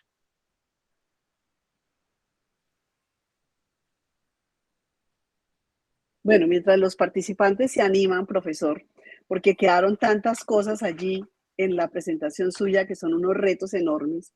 Si usted muestra que el contexto latinoamericano frente a toda la investigación en el mundo es tan frágil, ¿cómo podremos lograr entonces esos cambios sustanciales, ese posicionamiento que nos permita participar de las decisiones? Porque una de las cosas que tendríamos que lograr, si usted menciona todos estos problemas de la investigación en el contexto de la investigación situada, una de las cosas que tendría que darse lugar allí es que nosotros pudiéramos participar de las decisiones. Se han dado datos, por ejemplo, de que la comunidad de investigadores en el mundo puede llegar a los casi 8 millones de investigadores de tiempo completo registrados en el mundo, de los cuales nosotros no alcanzamos a representar ni siquiera el 3%. ¿Cómo logramos participar en esas decisiones y en esas transformaciones en un contexto donde somos tan absolutamente frágiles? Creo que esa es una pregunta que le formulo, profesor, mientras los asistentes se animan a participar. Adelante, profesor. Gracias, profesora Carmen Alicia. Bueno, digamos que voy a abordar esta pregunta desde dos enfoques. Primero, desde un enfoque funcionalista, desde la lógica de la sociedad del conocimiento y la economía del conocimiento, y luego desde una perspectiva un poco más crítica.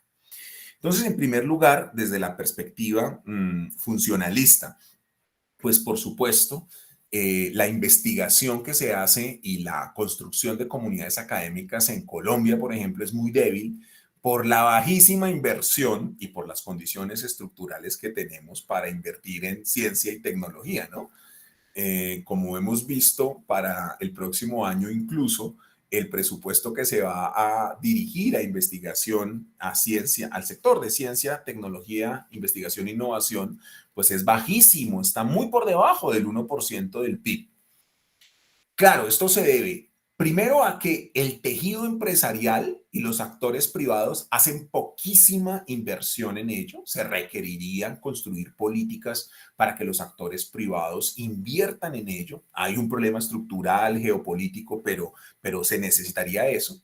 Y luego se necesitaría un debate también de economía política del presupuesto, porque en el presupuesto hay bastantes recursos, ¿no?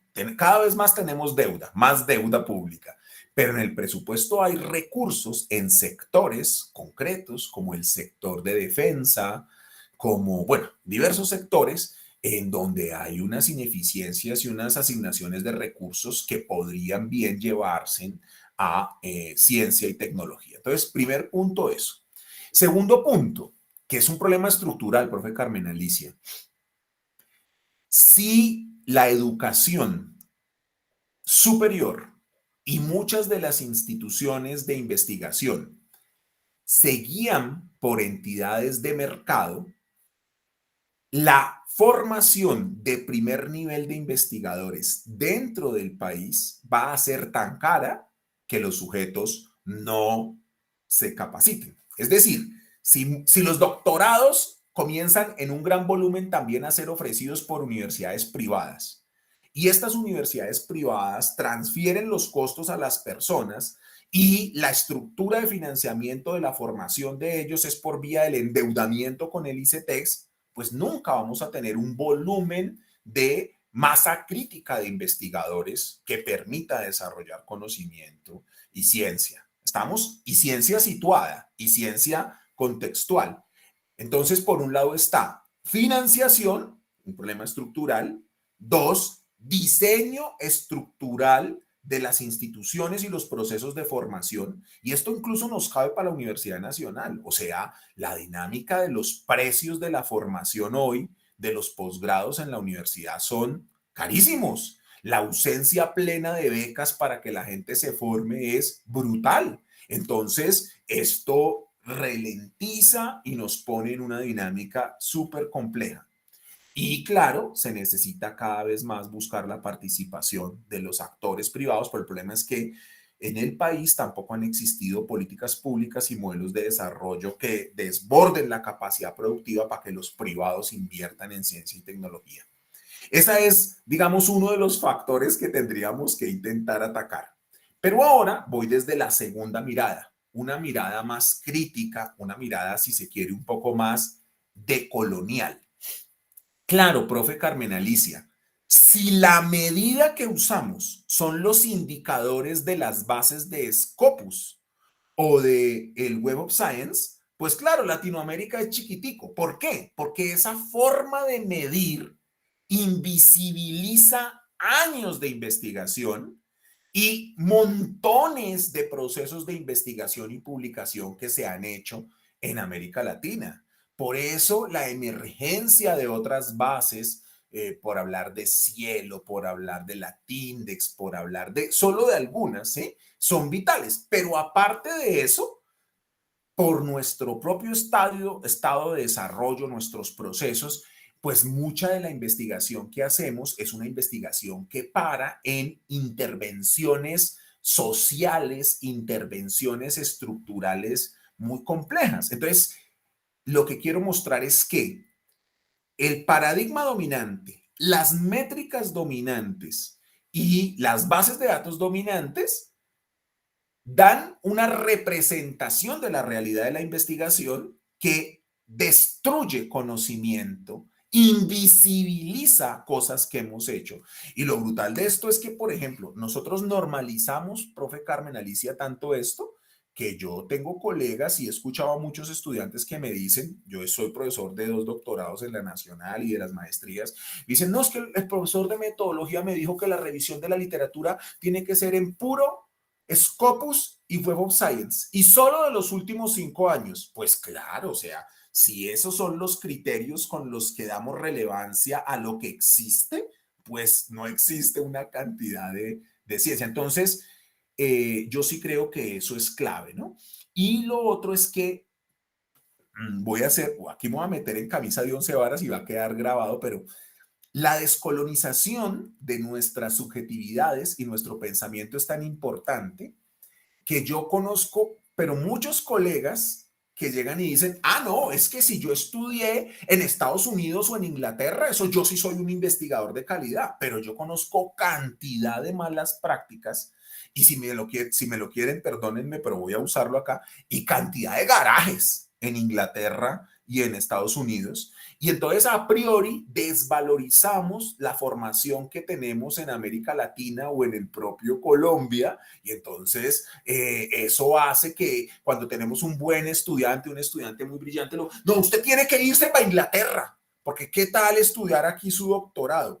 Y claro, y tenemos que ser cuidadosos, profe Carmen Alicia y colegas todos, porque si en la crisis que estamos viviendo de doctorados, la solución es que no, el doctorado sea igual que una maestría y que una maestría sea igual a 3 diplomados, pues entonces no hacemos sino reproducir nuestro atraso. Profesor Mauricio Villegas, Gómez Villegas, nos pone de todas maneras unas reflexiones absolutamente extraordinarias porque finalmente tendríamos que enfocarnos en el trabajo de una manera más contextual, como usted lo dice, reconociendo la investigación criolla. Nosotros pensamos siempre que lo que hacemos no es suficiente. Ahora le voy a hacer otra pregunta, dado que nuestros participantes todavía no se animan a hacer las preguntas, pero una de las cosas que plantea usted en su presentación es el problema de la valoración frente a la evaluación. Y al hablar de la valoración, pues lo que nosotros hemos visto en investigaciones es que se le da más valor a la publicación y usted nos muestra todo lo que hay detrás de eso. Pero usted mostró una cosa muy interesante y fue la evaluación o la valoración de los intangibles, dándole tanto peso a esas publicaciones y dejando de lado todos estos procesos formativos, toda la interacción que hacemos nosotros con la comunidad, la transformación que hacemos desde la sociedad, todo lo que ha trabajado la universidad a través del tiempo con las comunidades. ¿Cómo podría llegar a pensarse en la valoración o en la valoración de todos esos intangibles para darle un mayor peso específico a los procesos y no a los resultados? Muy, muy, muy interesante y muy importante. Voy a comenzar primero, es una pregunta muy interesante, es una pregunta que tiene un componente contable importante, así que muchas gracias por ella. En las organizaciones, el valor organizacional proviene de la capacidad de las personas, de la capacidad de los gestores. Primero las personas porque somos todos, pero luego los gestores por coordinar las capacidades humanas y con los recursos que se tienen, satisfacer necesidades y expectativas de sus clientes. Entonces, en las entidades privadas, crear valor es eso, es el valor no reside en las cosas. Hay cosas valiosas. Necesitamos edificios buenos. Necesitamos un producto bueno. Pero la satisfacción de la necesidad y la creación de valor es la sinergia que surge de los procesos y la interacción entre las personas Primero, para identificar lo que necesitan y esperan los otros, y segundo, para poder satisfacerlo. Entonces, ¿qué ocurre? En el mundo empresarial, esas sinergias no se reconocen en la contabilidad, sino cuando, solo se reconocen cuando una empresa compra a otra y paga más por ella. Ese enfoque tiene sentido en el mundo empresarial porque los procesos de fusión y adquisición visibilizan el valor de esas sinergias. Pero en el mundo del sector público eso no ocurre, porque en el sector público un ministerio no compra a otro, una universidad no compra a otra. Y por ello allí necesitamos un tratamiento de los intangibles distintos. Por eso un problema que tenemos en el mundo es que las normas que las universidades públicas están adoptando muchas veces son normas copiadas del sector privado, las normas de contabilidad para reconocer estos desembolsos, para reconocer el gasto, que puede ser gasto de inversión, contablemente se llama gasto a lo que se desembolsa y puede ser de funcionamiento o puede ser de inversión. Entonces, muchos de los desembolsos para proyectos de investigación y para muchas cosas se registran como gasto.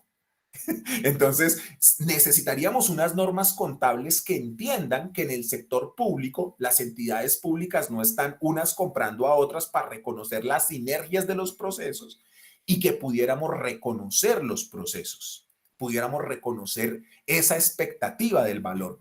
Es un tema muy interesante porque reclama construir mecanismos alternativos para el registro, la valoración posterior y la producción de informes sobre lo que se hace para crear valor.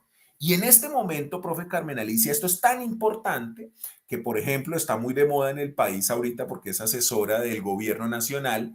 Mariana Mazzucato tiene un texto, tiene varios textos, ¿no? Tiene uno muy valioso que se llama El Estado Emprendedor, y tiene otro que se llama El Valor de las Cosas. Mariana Mazzucato dice, tenemos que crear nuevos informes de cómo se crea el valor público. Y el valor público no es solo la producción de mercancías por los que la gente paga, sino que el valor público son todas aquellas acciones que solucionan problemas de la sociedad, que garantizan derechos o que satisfacen necesidades sociales. Entonces, necesitamos trabajar en el valor público y en producir un informe de valor público de la Universidad Nacional que dé cuenta de todos esos recursos que dirigimos a actividades de investigación y no solo de publicación. Pero claro, des en cuenta que también en mi charla marco una cosa. La universidad, todos los desembolsos se vuelven gasto. Cuando le dan a un profesor plata para que pague lo que cobra Elsevier para que quede en acceso abierto, eso es gasto. Pero inmediatamente Elsevier sí registra un intangible. Entonces es un proceso de extracción del valor público. Entonces se requiere eso.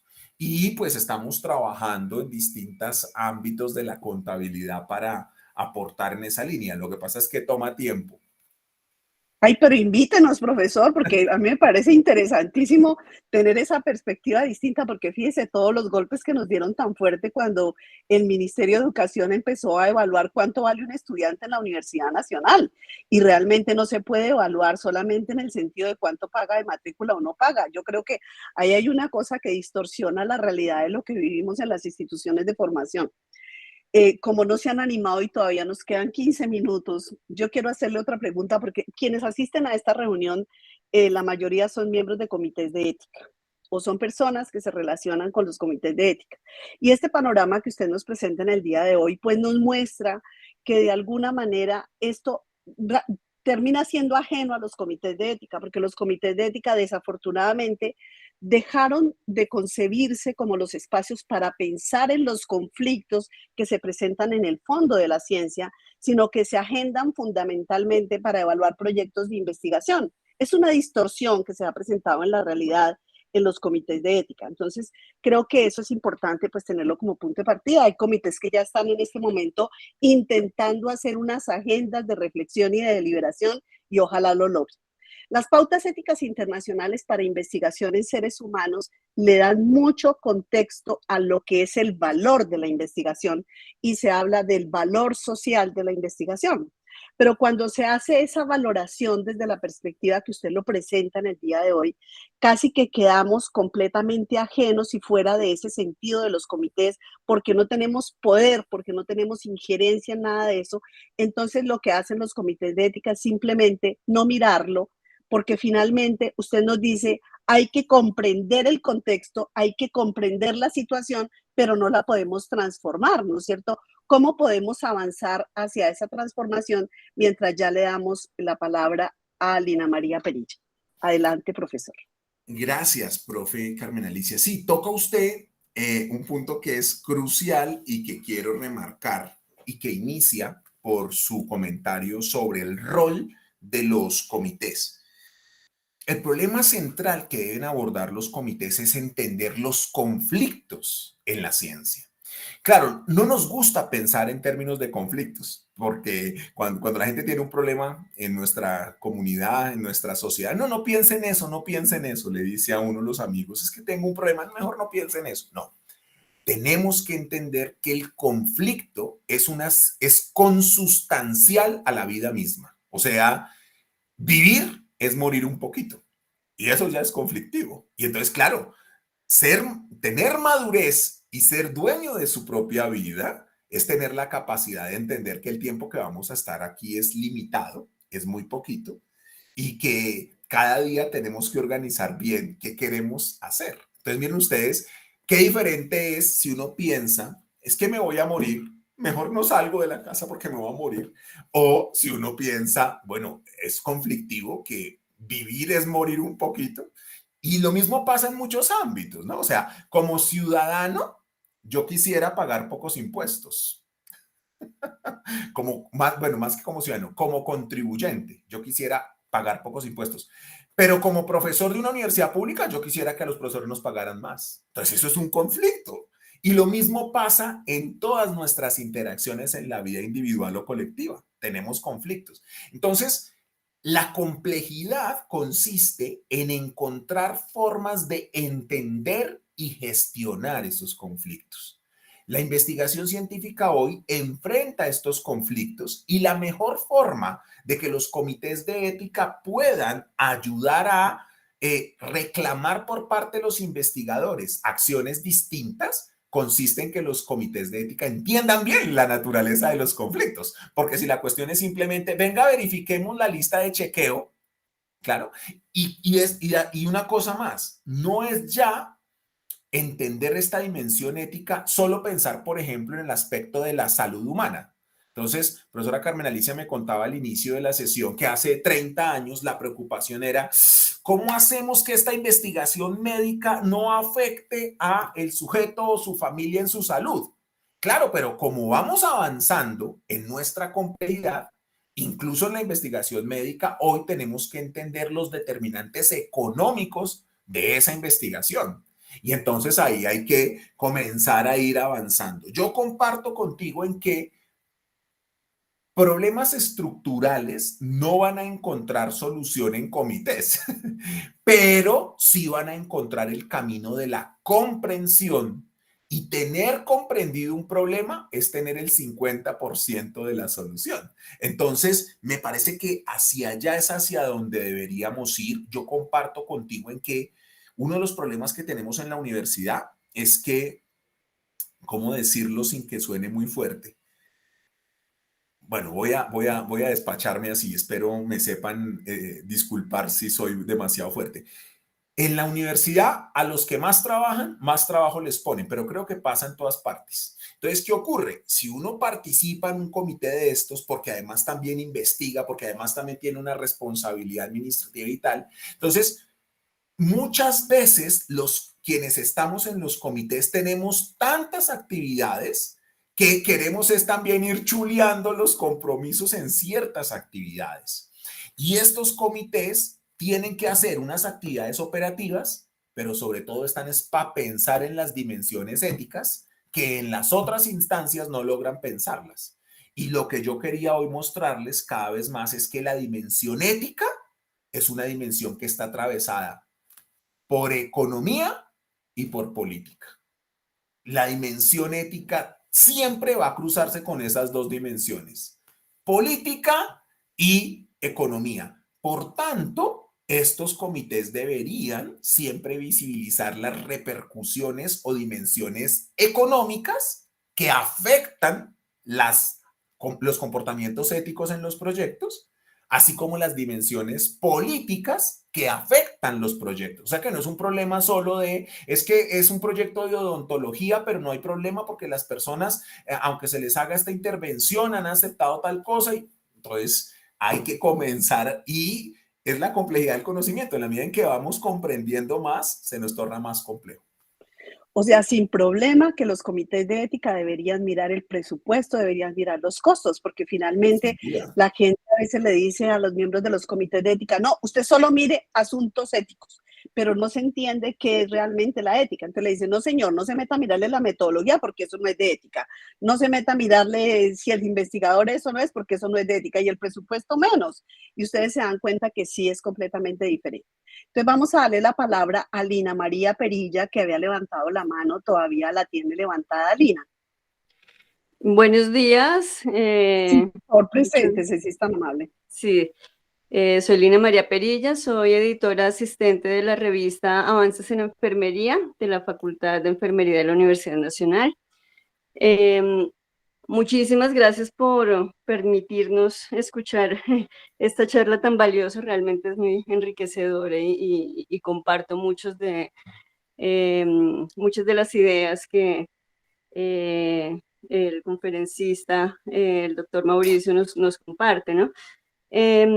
Quisiera preguntar con relación a lo del modelo de clasificación de Publindex del próximo año, porque es que hasta el momento pues yo estaba como a la expectativa de que se nos comunicara si iba a haber una nueva convocatoria para la clasificación de este año, porque no ha habido, hasta el momento las revistas no nos han contactado para ello.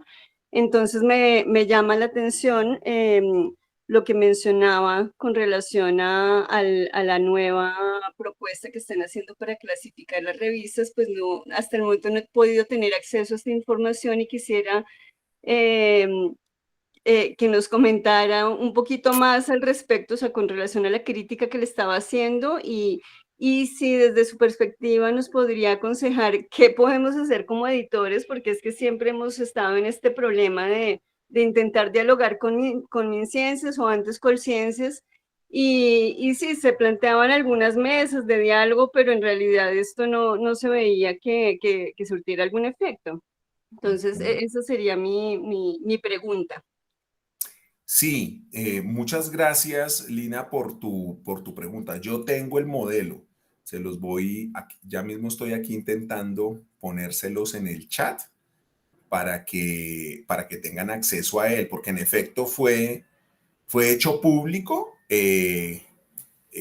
a finales o inicios de esta semana y ya tuve ocasión de mirarlo. No lo he estudiado, sí, sí ya pude mirar algunos elementos. Déjenme copio el link y se los pongo acá se los pongo en el chat para que puedan acceder, porque me imagino que hay muchos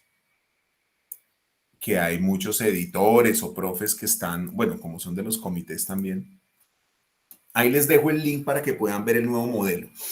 Sí, mi valoración respecto al nuevo modelo es que des en cuenta los problemas. Como en el país estamos enfrentando una desfinanciación de la universidad pública muy grande y como se ha creado en la opinión pública y también dentro de nosotros la idea de que el problema de la desfinanciación es esencialmente el salario de los profesores, que varía de acuerdo al 1279. Entonces, se ha comenzado a promover esa idea y ha habido presión por muchos lados hasta donde yo he tenido conocimiento. Entonces, cada vez más se está haciendo el RIP de las publicaciones locales. Por un lado, con la concepción de que, pues si la ciencia es universal, todos deberíamos publicar en esas revistas y publicar en esas revistas es más competitivo. Miren ustedes el lenguaje. Y la competitividad va a hacer que haya mejor ciencia. Y entonces, pues eso las revistas que toca contar son las internacionales. Yo con esto, yo hago esta salvedad, hago este disclaimer de ético, ¿no? Yo publico en revistas internacionales, pero también publico en las revistas nacionales. También permanentemente publico en revistas que no están en Publindex porque me interesa hablarle a las comunidades. Me interesa que, por ejemplo, publico en revistas que son profesionales, porque me interesa que mi conocimiento no sea solo para acumular citaciones, sino que impacte en la transformación de las organizaciones, en la formación de las personas. Entonces, el nuevo modelo de Colciencias profundiza la alineación de los indicadores que están asociados a las bases internacionales de Clarivate y de Scopus. Y por tanto, va a afectar no solo a ciencias sociales, que es donde tenemos más revistas con dificultades para tener citaciones en índices H y demás, sino también a las revistas nacionales que tienen una trayectoria en ingeniería, en ciencias básicas y demás. Así que les recomiendo que miren con cuidado el modelo, porque ojalá esté equivocado, pero mi interpretación es que si ese se vuelve el modelo para la nueva convocatoria, ahí sí que van a haber menos revistas. Y el debate, uno de los debates que dice eso es que los profesores de las universidades públicas tienen secas a las universidades públicas con sus salarios. Si uno coge el salario promedio de la Universidad Nacional, el salario promedio de la Universidad Nacional no alcanza a estar arriba de 9 millones de pesos. Perdón, de 10 millones de pesos. Está por ahí abajito. Pero si usted coge y mira la relación estudiante-profesor, el número de programas de posgrado, el número de proyectos de investigación, el número de grupos y tal, si usted mira eso en conjunto y mira la ampliación que ha tenido el presupuesto, la desfinanciación de la educación pública no la explican los salarios de los profesores. Sobre esto hay mucha investigación seria. Lo que pasa es que tenemos sesgos cognitivos y claro, como a uno llegan y le dicen hay 30 profesores que tienen sueldos de más de 30 millones, entonces uno inmediatamente piensa, como cuando uno escucha que un avión se cayó, ¡ay, qué miedo subirme en un avión porque el riesgo que me vaya a caer! No, estadísticamente, eso no es lo que explica la desfinanciación. Esa es mi respuesta, Lina. Así que espero equivocarme y que no vaya a ser este modelo el RIT de las revistas nacionales. Bueno, gracias, profesor. Hay una pregunta que hace María Victoria Vázquez Rodríguez en el chat. Dice, respecto a la diferencia de los tiempos entre la aprobación y la publicación de artículos, según se haga en portales reconocidos, unos gratuitos y otros que reciben pago para agilizar la publicación, ¿cómo afecta la calidad del contenido que se produce? ¿Cómo afecta, entre comillas, la vigencia de la información que se considera es un aporte nuevo al área de conocimiento respectiva? Sí, muchas gracias, María Victoria, por la pregunta. Es muy interesante. Esto tiene también como mínimo dos caras. Puede tener muchas más. Excúseme que yo sea tan cartesiano en este sentido y me ponga siempre a hacer dicotomías acá. Pero miren, de un lado, la dinámica de la producción científica acelerada y de la valoración de los investigadores académicos y de los profesores en cortos periodos de tiempo es el que ha impulsado, por ejemplo, a la publicación anticipada.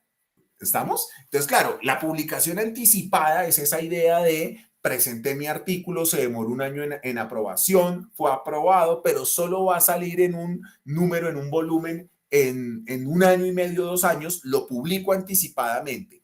Por un lado se nos dice, eso es muy valioso porque el hallazgo queda protegido o antes digo que es lo novedoso. Entonces, desde el punto de vista positivo de eso, uno ayuda a administrar las carreras de los profesores porque no se tienen que esperar 3 años para poder dar cuenta de que cumplieron con un compromiso en un proyecto y como tenemos esta lógica de programación anualizada, hay que cerrar el proyecto, etcétera. Pero dos, esto también viabiliza un mercado de la publicación más complejo, ¿no? Porque entonces eso termina uno intentando que le publiquen anticipadamente y tiene otras problemáticas. Pero desde el punto de vista negativo, lo que esto hace es, miren ustedes, desacelerar la capacidad, o mejor, impactar la capacidad de verdad de valorar la contribución en términos de mover la frontera del conocimiento. O sea, esta aceleración y esta vigencia de la publicación anticipada para cumplir con las dinámicas de la carrera docente o de la carrera académica, lo que termina haciendo es que uno tenga que hacer unos saltos y unas justificaciones de la contribución de este paper es que modifiqué metodológicamente en tanto la observación de tal cosa. Y entonces son unas contribuciones que si uno las valorara en sentido del conocimiento, son muy pocas. Y entonces, claro, esto hace que tengamos muchísimos papers, pero poco conocimiento. Entonces, pero por eso muestro las dos caras. O sea, por un lado, la presión por la administración de la carrera de los docentes, la idea de que esto protege y visibiliza antes la contribución o el aporte al conocimiento nuevo, está bien. Pero por otro lado, esto disminuye nuestra capacidad de valorar el conocimiento nuevo, esto disminuye o mejor, amplifica tanto la producción de papers que hace más difícil poder discernir qué es lo nuevo. Y el último efecto que se me pasaba y que es clave es que esto crea una desvalorización de cosas previas que pueden ser mejores contribuciones. Porque es que miren, cuando hay en teoría de la información una ley de la teoría de la información y es que cuando el volumen de información supera un umbral, el sistema de información colapsa. Con el volumen de publicación y de publicación anticipada, la gente que se está formando en ciencia y las mismas personas que ya tenemos años de formación, tenemos tanto ruido que valorar cuando hay algo nuevo valioso es muy difícil. Y eso después repercute en que entonces cojamos el criterio de, no, solo cíteme lo de los últimos 5 años. Entonces se vuelve una pescadilla que se muerde la cola brutal. Gracias, profesor. Creo que hemos cumplido con el tiempo sagradamente, pero yo quiero hacerle una última pregunta porque me parece que es muy importante. Usted mencionó que la producción y las publicaciones, la investigación que se hace en las instituciones de formación, en las instituciones educativas, es el soporte y el sustento para el desarrollo en muchas empresas, especialmente en la industria farmacéutica, de donde se toman esos resultados. ¿No deberían esas empresas y esas organizaciones devolverle a las universidades esos réditos y esa producción para que las universidades tuvieran más recursos? Sí, deberían, pero el problema es que, y miren cómo se vuelve un problema, miren por qué yo paro en todo esto, entre otras cosas, no solo porque soy profesor, sino porque soy contador. La dinámica corporativa de evasión de impuestos que tienen las grandes corporaciones farmacéuticas, las grandes corporaciones tecnológicas, es brutal. Y hablemos de farmacéuticas. Es decir, ustedes se imaginan la cantidad de dinero que los estados pusieron, no solo en investigadores, sino y la formación de ellos, sino en las actividades de investigación, por ejemplo, de las vacunas contra el COVID. Y esto termina todo privatizado, recogido por 5 o 6 grandes casas farmacéuticas en una dinámica brutal. Ni qué hablar de otras enfermedades y de otros tratamientos peores. ¿Estamos? Pero si hablamos de las tecnológicas, Google explota todos los algoritmos y explota el GPS y explota cantidad de cosas y eso fue todo inversión del Departamento de Estado, inversión de los contribuyentes gringos y Google no hace sino buscar evadir impuestos domiciliándose en estados dentro de la Unión o en otros países donde los impuestos sean más bajos. Entonces, claro, se vuelve una trampa brutal y miren por qué es la trampa. Venimos de un periodo donde el Estado invirtió mucho en investigación. Cada vez más el Estado invierte menos, pero las empresas mismas disminuyen su inversión. Por tanto, los nuevos hallazgos son cada vez de más mala calidad porque hay menos inversión directa en esto y con la dinámica financiera y es más especulación. Entonces, se torna muy complejo. Por ello, el problema de hacer buena ciencia, volviendo a su primer pregunta, profesora Carmen Alicia, hacer ciencia e investigación para, para conseguir una sociedad mejor, para que vivamos mejor, para conseguir más sustentabilidad y demás, reclama buenas estructuras de financiación. Y esas estructuras de financiación reclaman un Estado fuerte. Gracias, profesor. Creo que de todas maneras tenemos todavía muchos retos y tenemos que seguir hablando sobre estos temas que finalmente no abordamos en los comités de ética y volver a recuperar los comités de ética como ese espacio de deliberación plural entre los que no saben y no saben de ciencia. Profesor, mil y mil gracias por su participación, mil y mil gracias por sus aportes, mil y mil gracias por sus inquietudes y esperamos poder contar con su presencia no solamente en nuestros proyectos, sino para el año entrante en nuestros encuentros. Muchas gracias y muchas gracias a todos y que tengan un buen día. Gracias. Encantado, muchas gracias. Un abrazo fuerte. Que esté muy bien, profesor. Muchas gracias. Gracias, muchas gracias. Gracias, muchas gracias a todos.